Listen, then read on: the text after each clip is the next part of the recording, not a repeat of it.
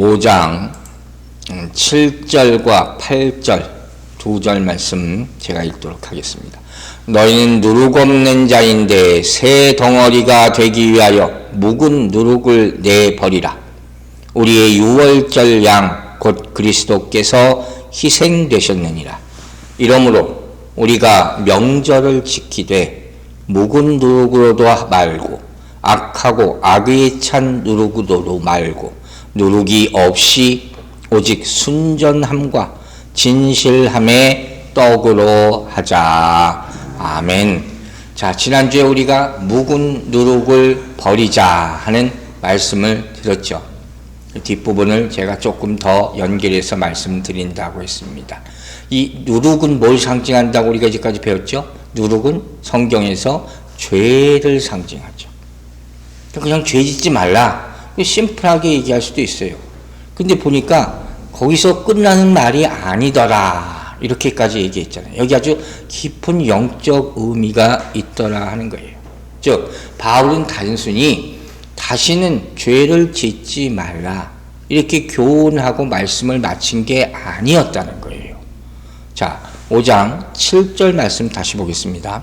너희는 누룩 없는 자인데 새 덩이가 되기 위하여 묵은 누룩을 내버리라.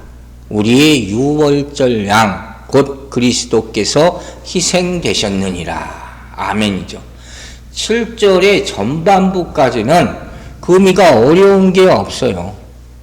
앞서 말씀드렸듯이 묵은 누룩, 즉 죄를 버려라 하는 것으로 충분한 교훈이 되니까.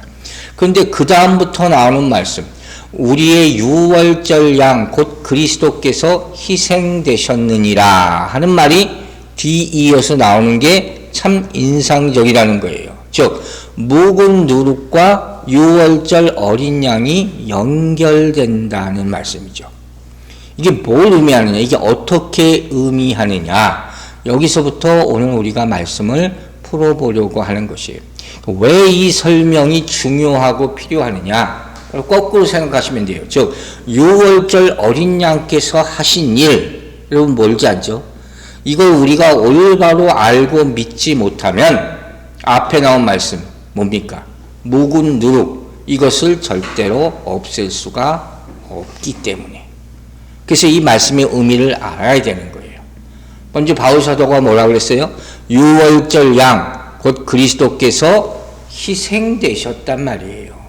그러므로 묵은 누룩을 내버려야 한다. 이 의미예요.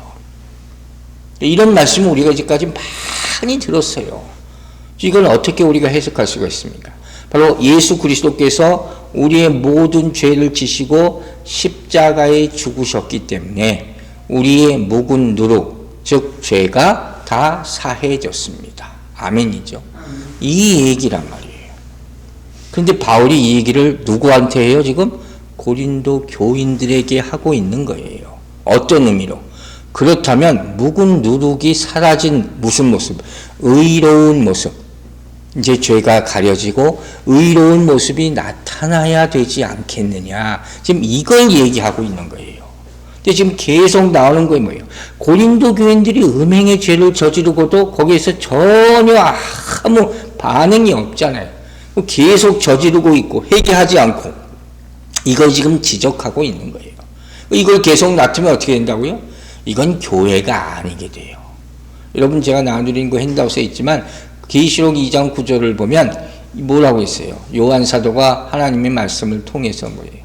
이 서머나 교회에서 이 말씀을 전하는데 그 가운데 유대인들에 대해서 뭐라고 표현하면 사단의 회라고 그랬어요. 사단의 회. 회가 교회예요. 모일 회자, 교회 할 때. 그럼 사단의 교회라는 거예요. 교회가 사단의 교회라는 교회가 있다니까요. 그게 무슨 교회예요? 이런 일을 하는 사람들이 모여있는 곳이 바로 사단의 교회란 말이에요.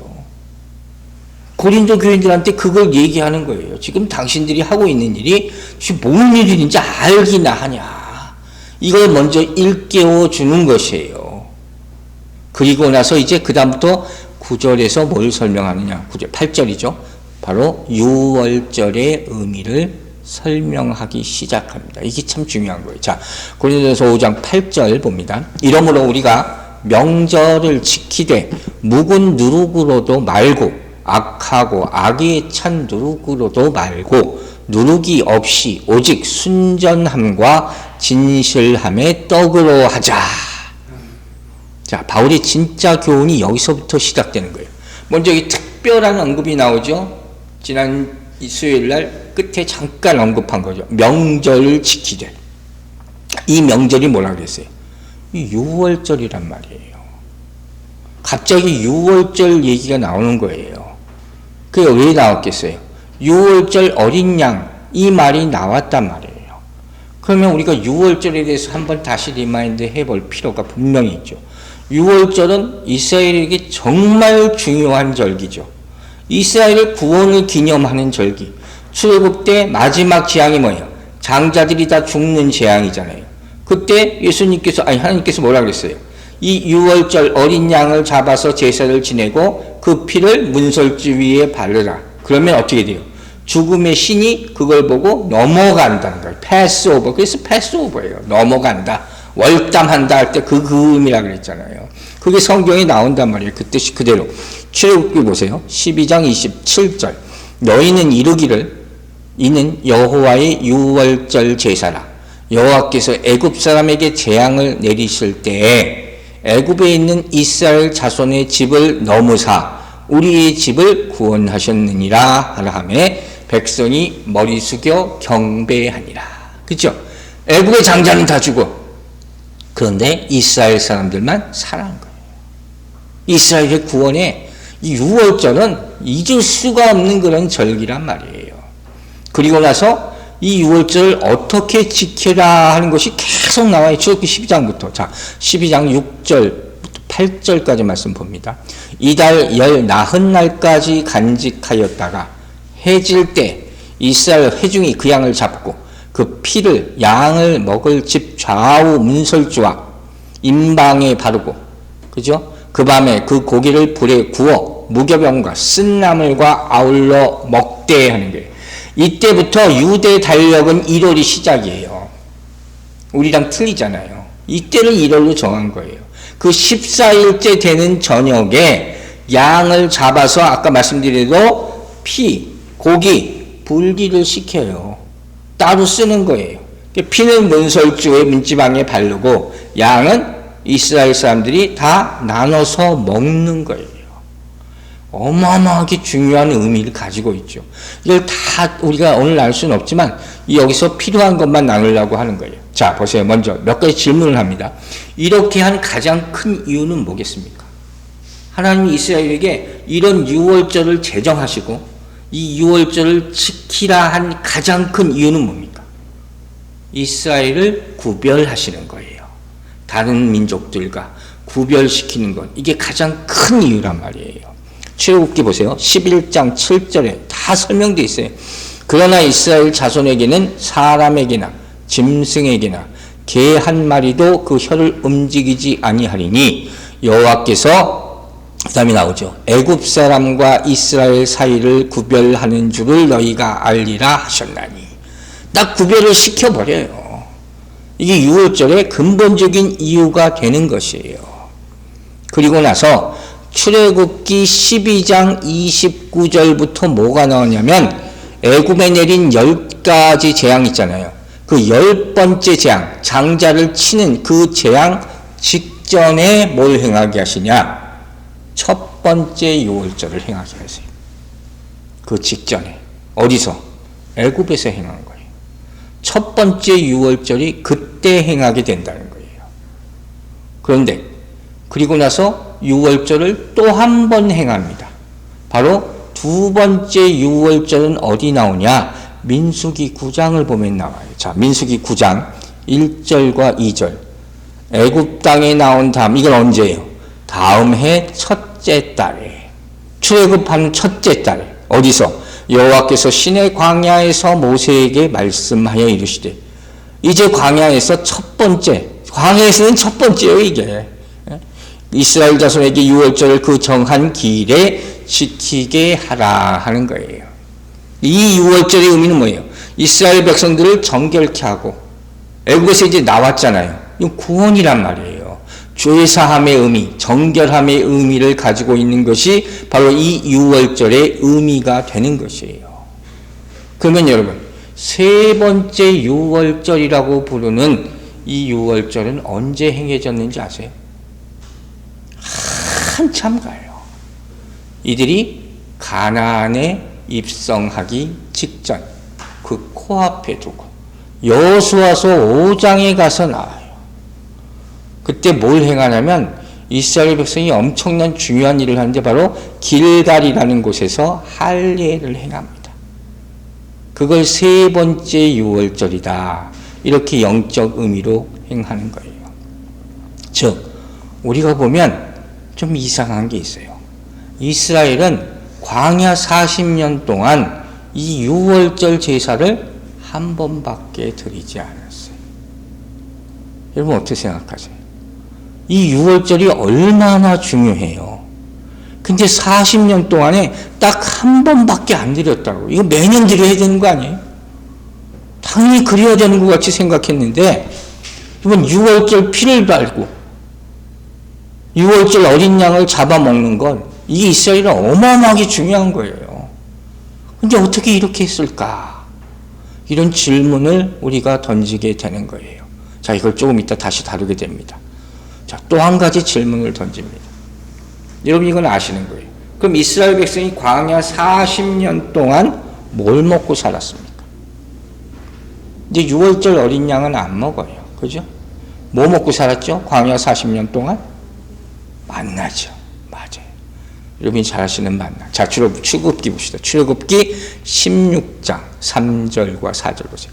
이스라엘 자손이 그들에게 이르되 우리가 애굽 땅에서 고기 가마 곁에 앉아 있던 때와 떡을 배불리 먹던 때에 여호와의 손에 죽었더라면 좋았을 것을. 불평 나오기 시작하는 거죠. 너희가 이 광야로 우리를 인도해 내어온 이 회중이 주려 죽게 하는도다. 모세에게 불평합니다.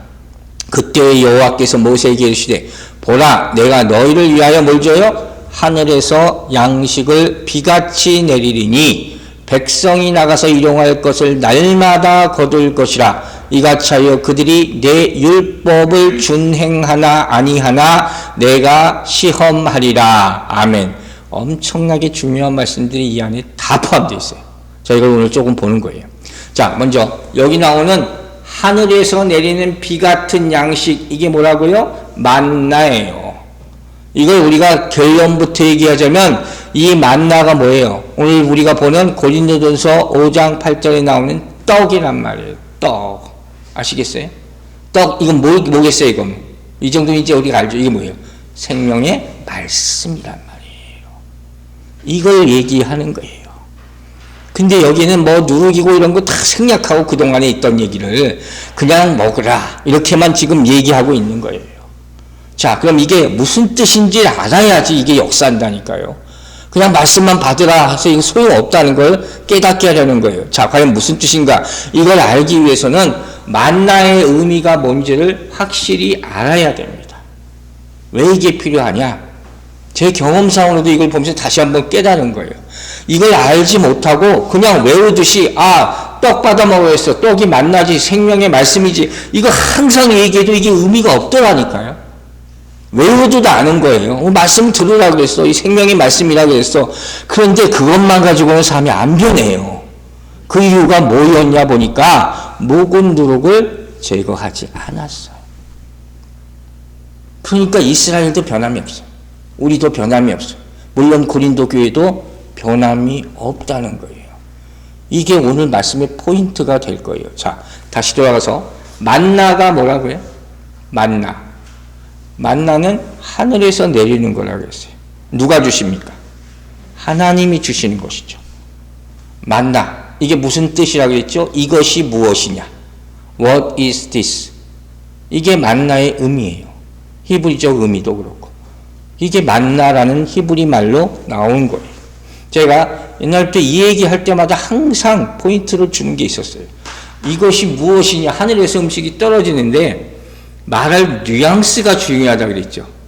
즉 어떤 사람이 이걸 보고 아이고 이게 뭐야? 이까짓 것 뭐야? 이렇게 얘기할 수도 있고 어떤 사람은 와, 하늘에서 음식이 떨어지네?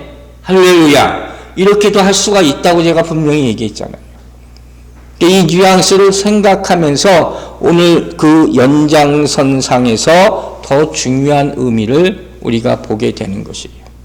자, 만나라는 이름, 이것이 무엇이냐? 이 이름은 누가 줬습니까? 이 이름은 이스라엘이 진 거예요. 주기는 하나님이 주셨어요. 근데 받으면서 잘 생각하세요. 이게 뭐지 했잖아요. 이게 그 만나가 된 거예요. 출애굽기 16장 15절 보세요. 이스라엘 자손이 보고 그것이 무엇인지 알지 못하여 서로 이르되 이것이 무엇이냐 하니, 이게 나와 있죠. 모세가 그들에게 이르되 이는 여호와께서 너희에게 주어 먹게 하신 양식이니라. 자, 분명히 이 이스라엘은 하늘에서 떨어지는 뭔가를 보고 뭐라고 얘기하는 거예요? 이게 뭔지 모르겠다. 이렇게 얘기한 거예요. 이게 뭔지 모르겠다. 이 어원이 만후라는 게 히브리어. 거기서 만나가 나왔다고 해석을 한단 말이에요. 한 가지 분명한 사실은 뭐냐? 이스라엘이 지금 매일 받아 먹으면서도 이게 뭔지를 모르고 받아 먹었다는 거예요. 무슨 말인지 아시겠어요? 무려 40년 동안. 자, 그 결과가 뭔지 아세요? 이때부터 이스라엘은 만나를 매일 먹으면서도 한 번도 감사가 없어요. 항상 불평과 원망이죠. 그 근본 이유가 뭐라고요? 뭔지를 모르고 받아 먹는다는 거예요. 이게 문제가 되는 거예요. 자, 여기서 또 질문을 합니다. 과연 그렇다면 이 만나가 하늘에서 내려오는 하나님이 주시는 음식인데 그들이 정말 하나님이 주시는 음식으로 믿고 감사하며 받아 먹었을까요? 아니라는 거예요. 여기 그들의 문제가 있는 거예요. 여러분, 마찬가지예요. 우리는 이제까지 수많은 은혜를 받고 여기까지 왔어요. 그죠? 정말 하나님의 은혜가 없었으면 오늘 이 시간까지 이룰 수가 없어요. 기적같이 우리를 지켜주신 순간들도 너무 많아요. 그 많은 은혜의 순간들, 생명의 말씀들, 그걸 다 받았어요. 그러나 그걸 그렇게 느끼지 못한다면 하나도 은혜가 될 수 없는 거예요. 얼마나 많은 사람이 그렇게 살까요? 우리가 알죠? 우리는 어떻게 구원받아요? 은혜로 말미암아 믿음을 통해서 구원을 받습니다. 아멘이죠. 그 결과가 뭡니까? 영생을 얻게 되는 것이죠. 아멘입니까? 그런데 이 은혜를 모른다면 그 결과는 뭔지 아세요? 영생이 아니라 반대가 뭡니까? 죽음이에요. 끝이란 말이에요. 이걸 깨달아야 되는 거예요. 즉, 여기서 말하는 이것이 무엇이냐 하는 말의 진짜 의미, 감춰진 의미는 뭐냐면 이거 모르고 먹으면 죽는다. 이거예요. 먹어도 죽어요. 자, 이걸 성경이 정확하게 지적을 해주는데 그 말씀이 어디 나오냐? 요한복음에 나와요. 요한이 이걸 깨달았어요. 여러분 아는 구절이에요. 자, 요한복음 6장 48절부터 50절 보세요. 내가 곧 생명의 떡이니라 그랬죠. 너희 조상들은 뭐라고 했어요? 여기 그 얘기가 나오는 거예요. 광야에서 만나를 먹었어도 어떻게 됐어요? 죽었거니와. 이는 하늘에서 내려오는 떡이니 사람으로 하여금 먹고 죽지 아니하게 하는 것이니라. 대충 뜻은 알겠죠? 하나님이 주시는 생명의 양식을 먹어야지 산다는 거예요. 분명히 얘기했잖아요. 너희 조상들은 40년 동안 광야에서 만나를 먹었는데 왜 죽었냔 말이에요. 왜 죽었냔 말이에요. 결국 뭐예요? 최근 1세대는 어떻게 됐어요? 가나안 땅에 이르지 못하고 다 죽었어요. 역사적으로 증명하는 거예요. 뭘 얘기해요? 하나님이 주신 것이라 할지라도 애굽의 음식과 똑같이 먹으면 다 죽는다는 거예요. 이게 문제인 거예요. 이게 뭐예요? 묵은 누룩이라는 거예요. 많은 사람들이 이걸 모른다는 거예요. 교회 백날 나가면 뭐합니까? 말씀을 이렇게 많이 들으면 뭐합니까? 묵은 누룩을 먹듯이 받아먹고 있는데 위로나 받고 그냥 안심하고 깨지는 건 아무것도 없고 버리는 것도 아무것도 없고 그렇게 된단 말이에요. 결국 어떻게 돼요? 영생은 없다. 자, 여기서 다시 앞에 있던 질문을 돌아보는 거예요. 아까 제가 얘기했죠. 왜 그 중요한 6월절을 40년 동안 딱 한 번밖에 드리지 않았을까? 좀 납득이 안 가잖아요. 그 이유는 사실 간단해요. 광야에 이제 들어갔잖아요. 들어가자마자 한 번 드렸죠. 그 뒤로는 어린 양의 제사를 드려서 피 바르고 어린 양 나눠 먹고 할 필요가 없어졌다 하는 거예요. 이제 왜? 이제까지 얘기했잖아요. 만나 이걸 먹으니까. 이젠 다른 양식이 필요하다는 거예요.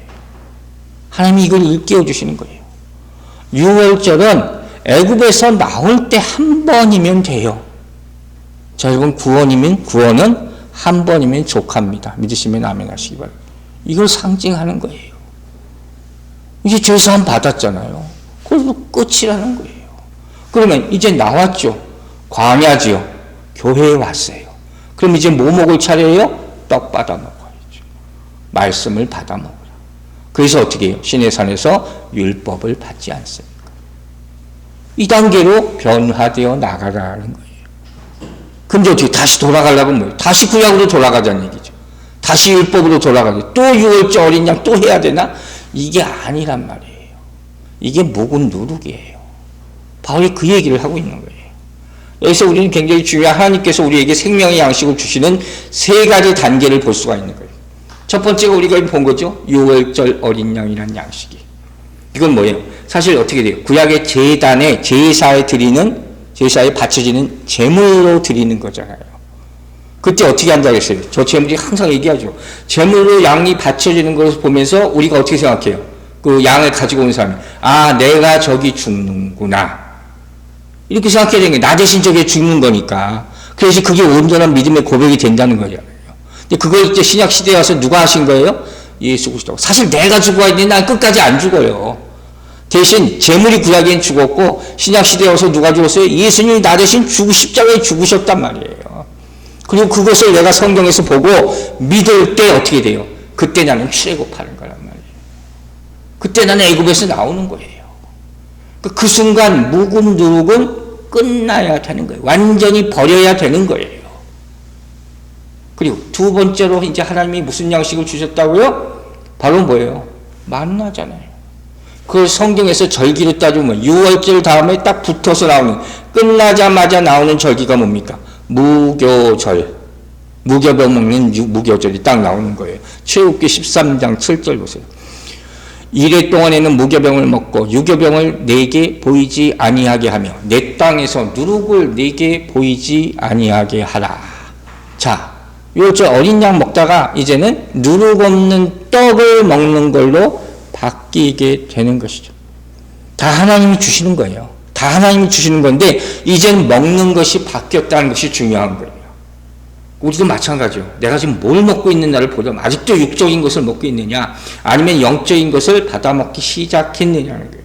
성경은 제가 여러 차례 얘기하잖아요. 큰 프레임으로 보면 집 짓는 거예요. 하나님이 집 져놓고 그 다음에 먹이는 거예요. 계속 떡 얘기입니다. 구약부터 신약까지. 어떤 집을 짓고 뭘 받아먹느냐 그것이 나중에 어디로 가느냐를 결정한단 말이에요.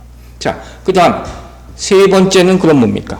자, 처음에 6월절 어린 양 먹고 그 다음에 무교병 먹고 그 다음에 이제 신약 시대에 와서 어떤 사건이 있어요? 오순절 성령 사건이 있잖아요. 그 이후로 성령이 와서 우리 안에 직접 먹여주는 성령의 말씀을 먹게 되는 거예요. 이 단계까지 이르러야 된다는 거예요. 심지어 예수님이 오셔서 내가 생명의 떡이라 말씀하셨는데도 아무도 못 받아 먹어요. 예수 밖에 있기 때문에. 육이기 때문에 못 먹는 거예요. 그래서 이제 성령을 보내주셔서 내가 떠나는 게 유익이다 하셨잖아요. 그 진리의 말씀을 영으로 보내주셔서 그것을 우리로 하여금 다 받아먹게 만드는 거. 그게 하나님의 은혜인 줄로 믿으시기 바랍니다. 그래서 6월절 어린 양은 애굽에서 먹고 나와버려야 되는 거예요. 그리고 끝. 또 광야에서는 뭘 먹어요? 무교병, 떡, 하나님의 말씀, 율법을 받아먹는 것이고 이제는 참 하늘의 양식인 생명의 말씀, 은혜의 말씀을 먹어야 하는 것이다. 이걸 우리가 알아야 되는 거예요. 뭘 먹고 있나? 이걸 점검해 보라는 거예요. 그러므로 더 이상 이 똑같은 거예요.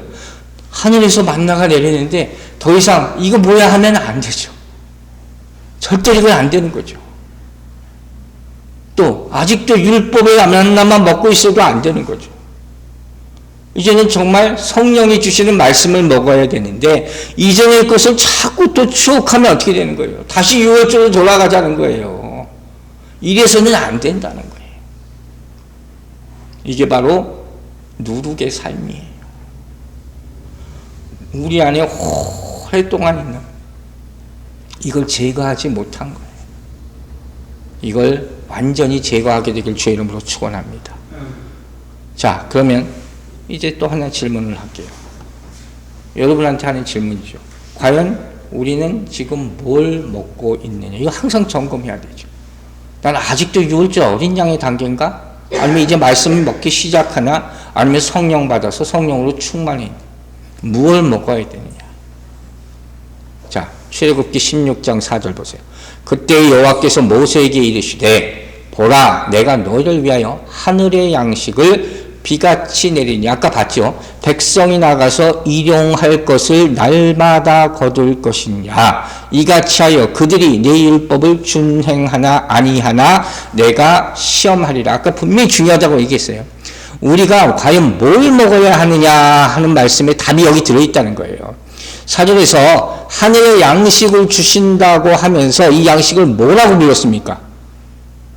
하늘의 양식을 비처럼 부어주신다 하면서 그 다음에 뭐라고 표현했어요? 일용할 양식이라고 했어요. 일용할 양식. 이 일용할 양식의 의미는 뭐냐면요. 위로부터 주어진다는 거예요. 그리고 생존에 반드시 필요한 양식. 위로부터 주어지는 우리가 살아가는데 반드시 필요한 양식이 일용할 양식이에요. 그냥 매일매일 먹는 그런 밥 얘기하는 게 아니에요. 주기도문에 나오는 오늘날 우리에게 일용할 양식을 주옵시고 할 때도 바로 그거예요. 하늘의 양식을 말하는 거예요. 내가 배부르기 위해서 육적으로 먹고 살기 위해서 생존하기 위해서 먹을 것 마실 것 이걸 얘기하는 게 아니라는 거예요. 그럼 궁극적으로 이게 뭘 의미하느냐? 크게 두 가지를 의미합니다. 하나는 우리가 충분히 예상할 수 있죠. 뭐겠습니까? 이 양식은 영의 양식, 말씀입니다. 그렇죠? 이제까지 많이 얘기한 거예요. 이 영의 양식을 먹으라고 지금 얘기하고 있는 거예요. 두 번째, 이 양식을 뭐라고 이름을 짓느냐? 저는 이렇게 이름을 지으려고 해요. 우리 미래의 양식, 내일의 양식. 자, 이게 무슨 말씀인가? 이 양식은 내가 오늘 먹을 밥 세끼, 내일 먹을 밥 세끼 이걸 얘기하는 게 아니란 말이에요. 그럼 뭐예요? 장차 다가올 날의 양식이에요. 하나님의 날에 우리가 먹어야 할 그 양식이에요. 자, 이게 무슨 뜻이냐? 이스라엘이 광야에서 모세에게 뭐 달라고 계속 얘기하죠? 고기 먹고 싶다고. 고기 먹고 싶다고. 그러면서 뭐라고 해요? 애굽에서 우리가 배불리 먹던 이런 얘기를 해요. 그게 뭔지 어느 때인지 그거 아주 논란이 많지만 중요한 걸 하나예요. 애굽에서 먹던 고기를 먹고 싶다 하는 것은 그게 6월절 어린 양이든 아니면 애굽에서 뭐 비참하게 살았을 때 얘기든 간에 중요한 건 뭐냐면 이 사람들이 아직도 원하는 게 뭐예요? 육적인 거예요. 아직도 그걸 지금 광야 나와서 가나안 땅 들어가는데 아직도 그 밥 달라고 얘기하는 거예요. 근데 그거 먹으면 어떻게 된다고 그랬어요? 끝이 죽음이라고 그랬잖아요. 그것만 계속 먹으면 결국 다 죽는단 말이에요. 그 만나도 40년 먹으면 다 죽었다고 그랬잖아요. 그래서 오늘 본문 4절에 뭐라고 했어요? 하나님이 내 양식을 하늘에서 비같이 주시겠다 하는 거예요. 이 비같이 주시겠다는 것은 그냥 비유가 아니에요. 비처럼 많이 죽게 하는 게 아니라 비로 내리시겠다는 거예요. 비로 내리시겠다. 이 영적인 의미예요. 비로 내려주겠다는 거예요. 그럼 이 비가 뭐냐? 성경에 표현되어 있어요. 신명기 보세요. 신명기 32장 2절 보세요. 내 교훈은 비처럼 내리고 내 말은 이슬처럼 맺히나니 연한 풀 위에 가는 비 같고 채소 위에 단비 같도다. 비가 뭐예요? 말씀이죠. 하나님의 말씀, 진리의 말씀을 얘기하는 거예요. 이걸 먹어요. 이걸 안 먹고 자꾸 옛날에 애굽에서 먹던 이거 얘기하고 앉았다는 거예요. 나만을 위한 거예요. 이거 먹으면 어떻게 돼요? 다 죽는다 하는 거예요. 자, 이제 마지막 교훈 한 가지를 더 드립니다. 출애굽기 16장 29절 봅니다. 볼지어다 여호와가 너희에게 안식일을 주므로 여섯째 날에는 이틀 양식을 너희에게 주는 것이니 너희는 각기 처소에 있고 일곱째 날에는 아무도 그의 처소에서 나오지 말지니라. 이것도 우리가 아는 말씀이죠. 오늘 말씀과 연결되는 것만 제가 뽑아서 그렇게 설명을 하는 거예요. 자, 하나님께서 일용할 양식을 내려주시는데 어떻게 해요? 만나를 주시는데 여섯째 날까지만 주세요. 그렇죠? 그리고 여섯째 날 어떻게 하셨어요? 그 다음 날 먹을 것까지 이틀분의 양식을 주셨다 하는 거죠. 우리 다 아는 사실이에요. 이건 뭘 의미합니까? 이게 마지막 교훈이에요. 물론 내일 일을 염려하지 말라. 이렇게 교훈을 받을 수도 있겠죠. 또 왜 이렇게 하셨을까? 안식일에는 아무것도 하지 말라는 의미도 있죠. 근데 여기까지만 생각한다면 율법이에요. 그게 한계죠. 그죠? 이렇게 우린 다 배웠어요. 그 틀린 게 아니게 맞는 얘기예요. 안식일에는 아무것도 하지 말라. 그 쉬라. 안식이 쉼이라는 의미가 있으니까. 그친다는 의미가 있으니까. 그런데 이것도 율법이란 말이에요. 그럼 정말 하나님께서 이것을 주신 의도는 뭐냐? 이건 뭘까요? 이 말씀에 답이 다 있을 거예요. 하나님이 뭘 보시기 위해서 6일까지만 주셨을까? 믿음이에요. 믿음을 보고자 하는 거예요. 내 6일째까지만 줄게.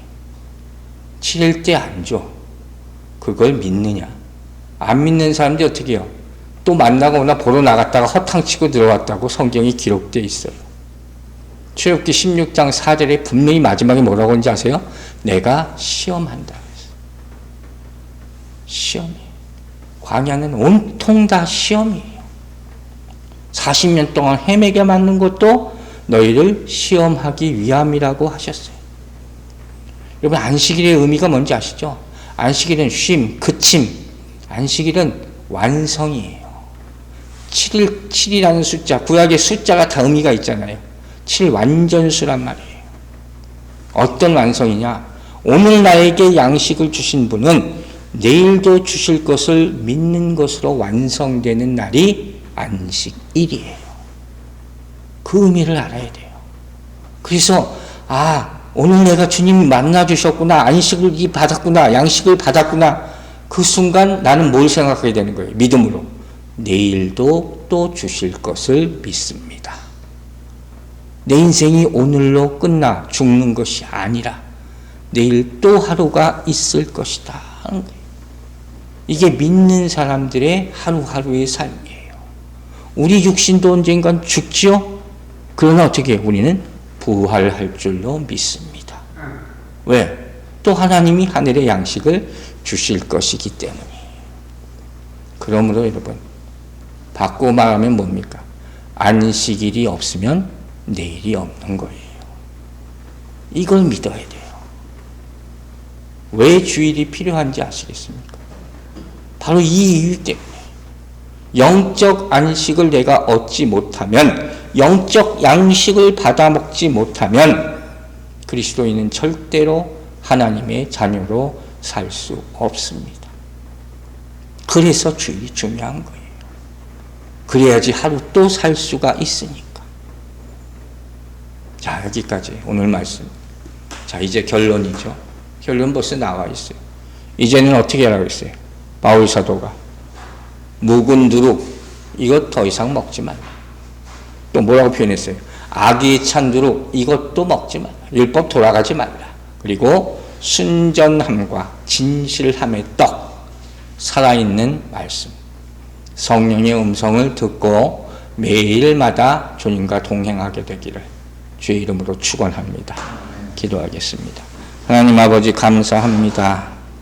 오늘 우리가 주의 말씀을 통해서 안식일을 지켜야 하는 이유까지 깨닫게 하신 것을 감사드립니다.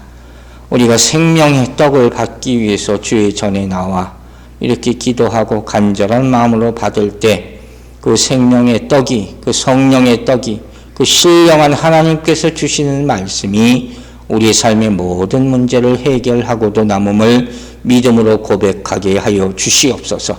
그리하여 우리 하루하루 사는 인생이 정말로 세상과 구별되게 하여 주시고 하나님이 우리를 이렇게 구별되게 하신 그 뜻을 따라서 순종하며 깨닫고 지켜나가며 주의 말씀을 붙잡아서 이번 부활주일에는 참으로 그것을 우리 눈으로 목도하는 주께 영광 돌리는 그런 모습까지 나타나게 도와주시옵소서.